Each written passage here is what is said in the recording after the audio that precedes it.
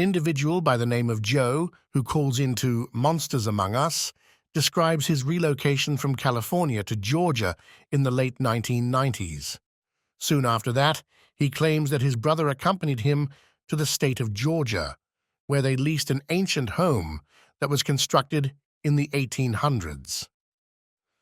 During the course of the podcast, Joe makes the statement, "It appeared to be attractive from the outside, but it did not feel good from the inside."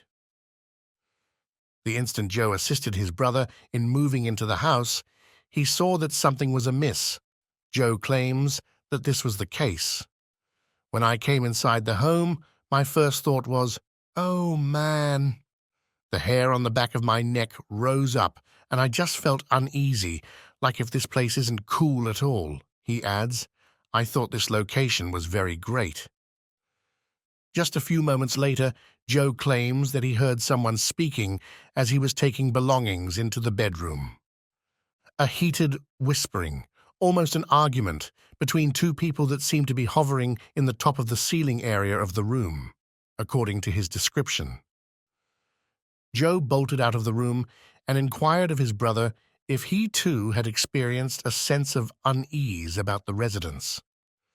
Despite the fact that his brother had picked up on the vibe, Joe was reassured that everything would be okay for him. Joe claims that he told his brother, "As long as you're good," and so on. "Although I am not very excellent, I am going to assist you. I'm going to go, and it's safe to say that I won't be coming back here." And as luck would have it, Joe's brother started having incidents that were out of the ordinary around the home.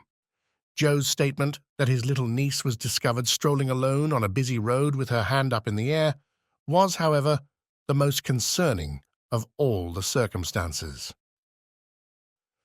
When queried about the event, the 4-year-old daughter of his brother said that she had gone for a walk with the old lady that lives here. The incident was investigated by the police and other agencies over the course of the investigation. "She just wanted to go for a walk, so we went for a walk." The fact that she was able to leave the home was a mystery to everyone, since the front door was too heavy for a child of her age to open on her own. "The elderly lady opened the door, then we petted the dog for a little while, and then we went for a walk," Joe's niece reportedly stated. "After that, we went for your walk." During the course of the podcast, Joe makes the statement that he could not call her a liar because she was so genuine and honest at the age of 4. In a short time after that, his brother relocated and never came back. There was a terrifying story that was told in the picturesque and peaceful village of Ravenwood, and it caused the people who lived there to feel chills down their spines. The tale was spoken in hushed tones, and it was only brave enough to be disseminated in the presence of campfires or at gatherings that took place late at night. The village was riddled with terror and mystery as a result of the story of the abduction ghost, which continued to haunt the area. A shady person was said to have patrolled the streets of Ravenwood while wearing a cloud of darkness, according to a legend that dates back many decades. This wicked spirit, who is only known as the Kidnapper, preyed upon youngsters who were unaware of their surroundings and abducted them to a world that was unknown to them. The parents lived in perpetual anxiety, and they often cautioned their children to never go out on the streets alone themselves after the sun went dark. The first event took place on a night in the fall when there was fog. Tommy, a little child who was known for his independence and had a tangle of unruly hair, disappeared without a trace. His disappearance caused shockwaves to go throughout the neighborhood, which is quite close-knit. The town square was filled with the sound of murmurs about the kidnapper's curse, and parents were clinging to their children even more tightly. A growing number of youngsters were taken captive by the spectral kidnapper as the months progressed.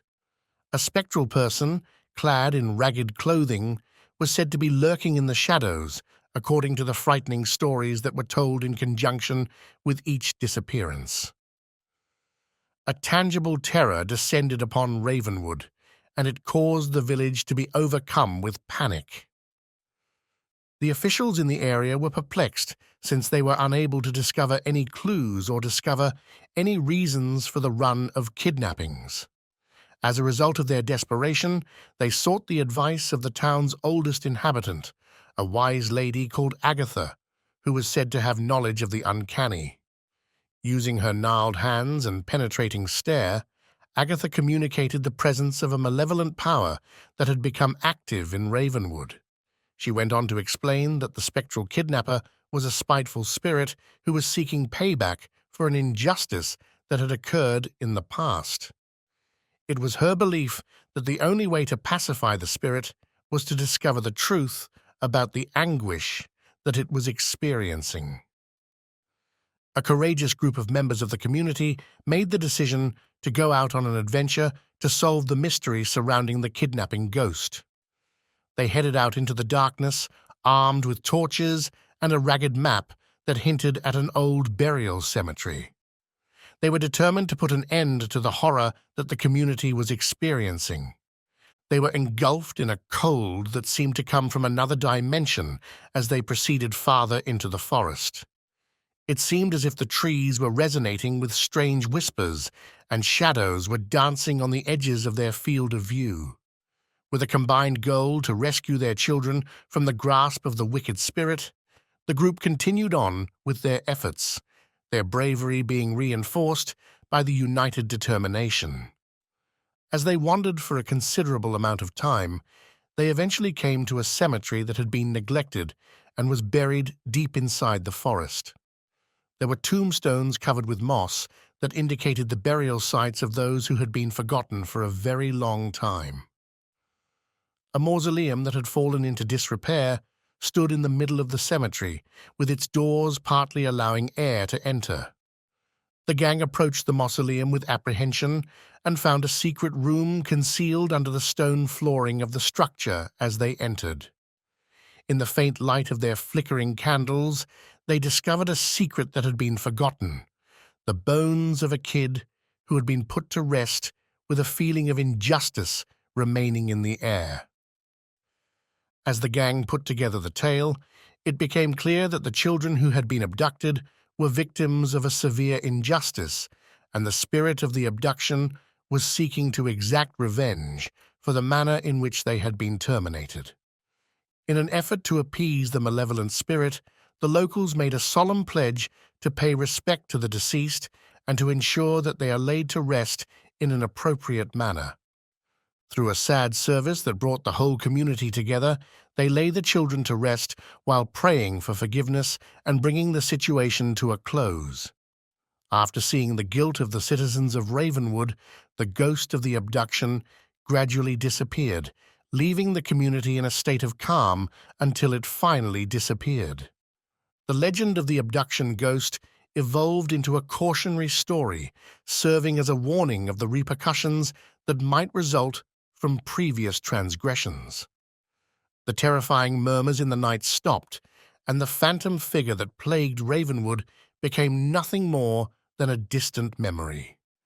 Despite the fact that the community continued to stay attentive, the whispers began to stop.